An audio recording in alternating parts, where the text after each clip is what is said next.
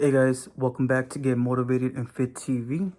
If you're new to the channel, the concept behind Get Motivated is to get more out of life. So again, as I mentioned, in honor of Correctional Officer Week, all this week I'm dropping a video every day and basically just talk about my experience, going more into depth, of being a correctional officer at a maximum prison. If y'all saw my first video, I talk about, going through the hiring process and going into the academy. Now, I forgot to mention that once you're in uniform, which is that first day, that Monday, uniform inspection, that's like every day. And then I think they also do it like when you get back from lunch, they'll do another inspection, and you got to make sure, like, you got your boots shine. You got to make sure your uniform from the collar all the way down is pressed up. There's no threads and no wrinkles. And they just, that's just something that like I said, right, they want to make sure that you take pride in your uniform. And then also learning the mission statement for TDC.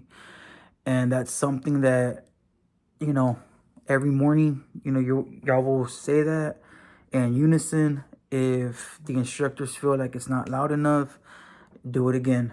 But like I said, in unison. Because once you're graduating from the academy, y'all do have a ceremony.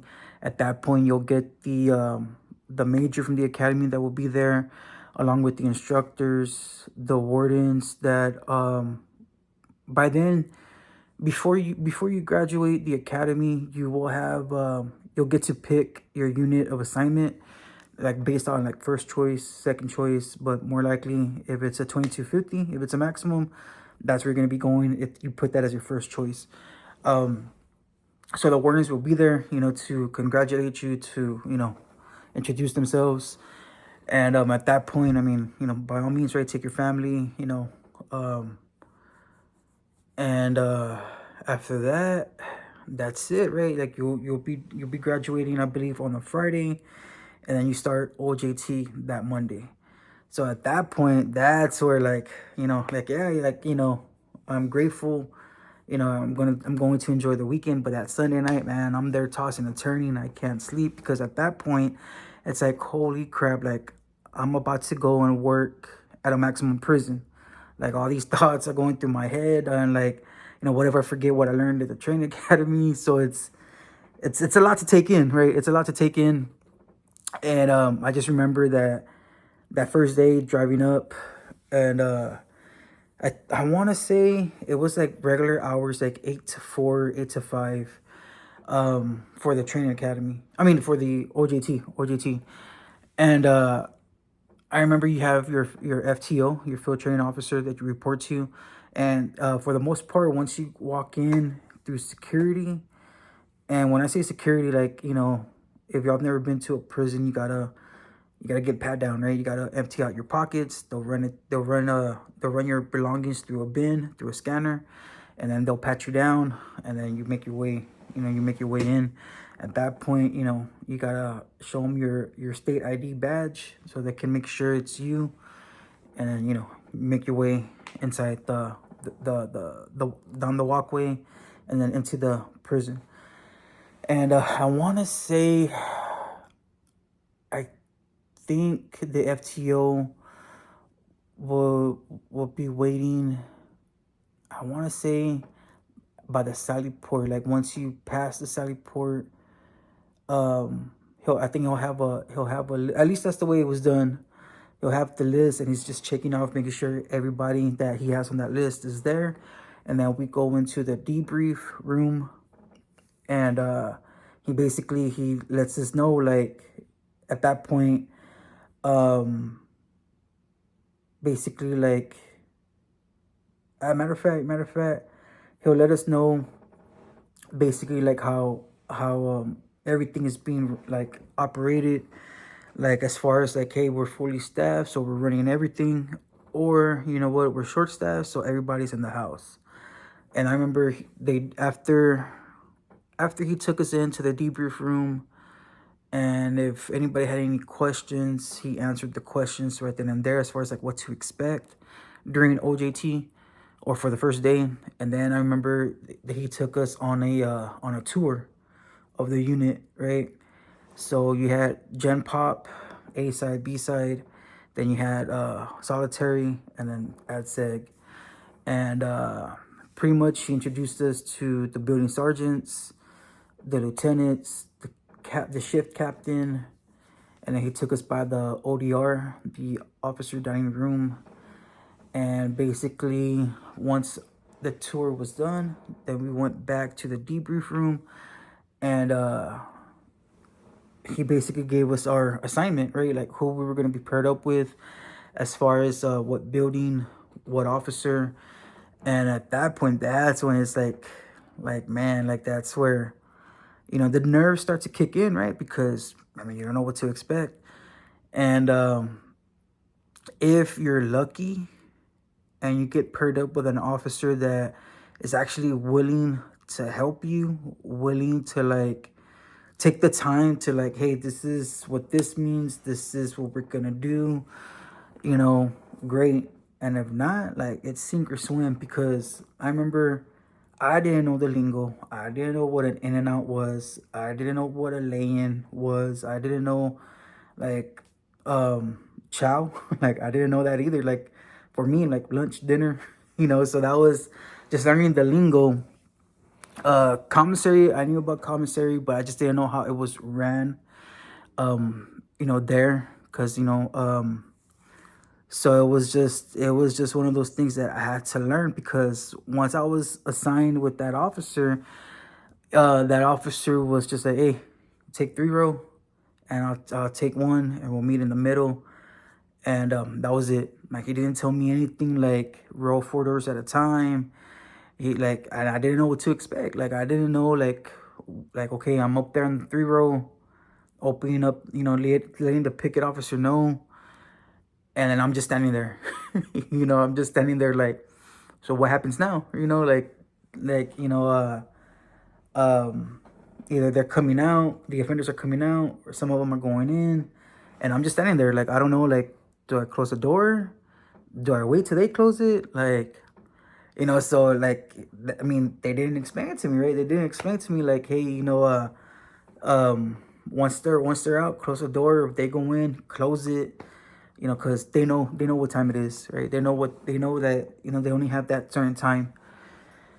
So that was pretty much it. Just doing the in and out for the day room time, which I mean, that's what the offenders are entitled to. I'm trying to think what else I did as far as like that first week of OJT. I just remember when it was chow time, I remember they sent me out to the walkway, and same thing. I'm out there at the walkway, and nobody's telling me anything until this sergeant. He approached me, and he's like, hey, you wanna do pat downs, right? Like at random. Like, look at these offenders and just look at their pants. If they seem too baggy, you gotta ask yourself, like, why are they baggy? What could they possibly have in their pant leg, right? Or in their waistband? Like, you wanna, that's when you wanna pull them over. Like, hey, empty out your pockets, and then just start patting them down. Because again, right, I was just standing there, and I was just like, I didn't know what to do. I mean, this was just, again, remember the first week of OJT. They didn't tell me like, hey, make sure these offenders, they have their shirts tucked in, make sure they're walking on the right side of the line, make sure that they're not being too loud, make sure they're in a single file line. Kind of sounds like elementary, right? So it was just, like I said, it was awning to me. But I'll admit, like, at that point I was scared. Because I mean, it's just me. Like, yeah, sergeant was, a good 20-30 feet down the walkway. But again, it's just me over here at the gate. And it was controlling traffic, right? Like, as far as like, I think I would do like 20 or 25 at a time, and then close up the gate, lock it, and then, you know, just like that, right? It was basically like a movement control, right? I mean, the term is mass movement, but it was more like just, you know, directing the offender traffic. But yeah, that's pretty much all I can remember about with OJT.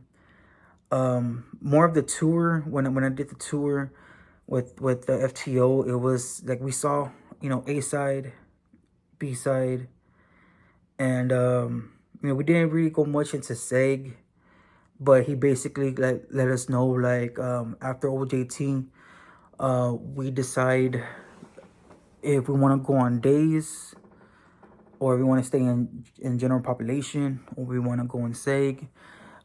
We get to pick as far as like our preference. However, we were on a rotating schedule, so we had 1A and 1B, and that's day shift, and that's for general pop. And then of course you had 1A and 1B seg, and that was for seg. And then 2A and 2B, that was for gen pop, and then 2A seg and 2B seg was, you know, for seg. So pretty much after OJT, I requested to be on days. And at that point, once you're on shift, you're 12 hours, and you work your 4 days. But here's the kicker, like you're on salary. You get paid once a month. So it doesn't matter if you don't get relieved.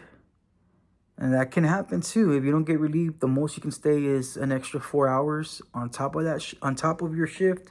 So you'll be working a 16-hour day, and that's the most you can work. And yeah, you'll get paid the overtime, but for the most part, you know, you're getting paid that one time at the beginning. And then if you do any overtime, you'll get that on the 15th, the following month. For example, we're in May. If I want to do overtime for the month of May, whatever overtime I work for the month of May, June 15th, I'll get that check for my overtime. And that's it. So I'm trying to think what else with OJT. I feel like, I mean, I really can't go too much into detail as far as like the layout for security reasons. I don't want to go into too much detail as far as I mean, because like you would have to be there yourself to experience the OJT. But I just remember, like I said, like the officer I was with didn't really tell me much other than, hey, go up to 3-row. He didn't tell me what an in and out was. He didn't tell me like, hey, you know, after that first door's after that offender goes either in or out, close it, go to the next one, and so on and so forth. Like he didn't tell me anything like that. And I think that's pretty much it, right? I think for tomorrow's video, I'll go into more detail as far as like what to do as an officer. Like once I've already learned, like, you know, I'm talking about like already being there like a year, you know, working at the prison. So like the stuff that I've learned, the stuff that I picked up, the do's and don'ts. So yeah, I feel like I'm leaving y'all hanging with this one. I mean, it's just, there's not really much to say with OJT other than like, you know, you get paired up with somebody. And like I said, if you're lucky enough to be with someone who's actually going to be there with you, explain it to you, you know, great. If not, like basically you're on your own, sink or swim.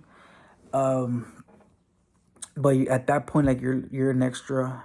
And I think there was also one of those days when we were in OJT. I think we were so short staffed that the unit was not necessarily on lockdown, but for the most part, that's how, since we were short staffed, everybody was in the house. So then we had to pass out Johnnies. So that was fucking interesting too, because it's like, okay, one, what is a Johnny? Right? Starting off like, what the heck is a Johnny? And then two, it's like, at that point, like, man, it's fucking work. Like, you know, going up to 3-row, carrying that tray with them Johnnies. But if you have SSIs, they're going to help you out. But when you're in OJT, you can't even, like, really, from what I remember, you don't want to be left alone with an SSI. right? You want to make sure you're there with the officer. From what I remember, like you're there to be partnered up with the officer. Like wherever the officer goes, you go with them, right? And so yeah, I think that'll be it for this one. Y'all stay tuned for tomorrow. I'll go into more in depth as far as like not so much the layout, but more like the operation, like when we're full staff, like how everything is ran from beginning to the end while you're on shift. You know, some stories of ICS, Incident Command System. So yeah, y'all be ready. Well, I appreciate it. Thank you if y'all made it up this far. If y'all are still here watching, I appreciate the support. Don't forget to like and subscribe. I hope y'all are well. I hope y'all are blessed. And I'll see y'all on the next one.